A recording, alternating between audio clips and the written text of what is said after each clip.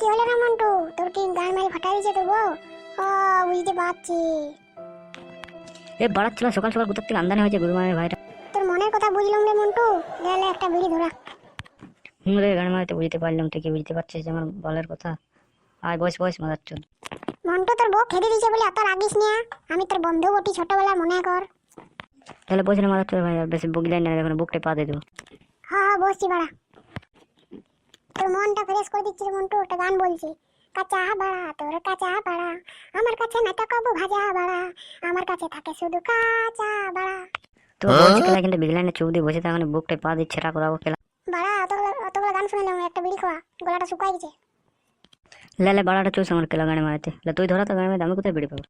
আর কি বলবি রে দুঃখের কথা মন্টু, আর কালকে রাতে একটা চোর আসছিল, সারা বিড়ি বান্ডেল ছাড়া নেই আমার, লাউড়া চোর।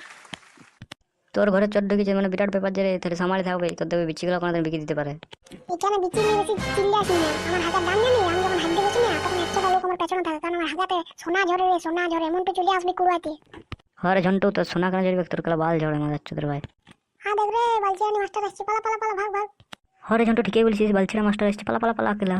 এই জন্টু মন্টু, তোরা পালাস না, ওইখানে বস বস, আমি দাঁড়া একটা কথা আছে তোকে বলবো, তারপর ঘর যাবি দুজনে।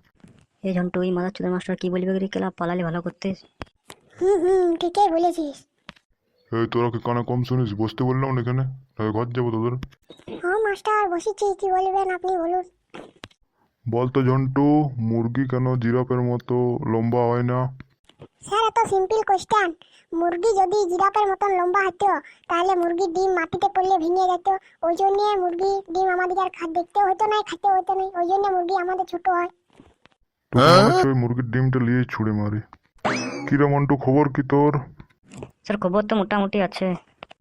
বলতো মন্টু, সব দিকে হাসি খুশি প্রাণী কোনটি?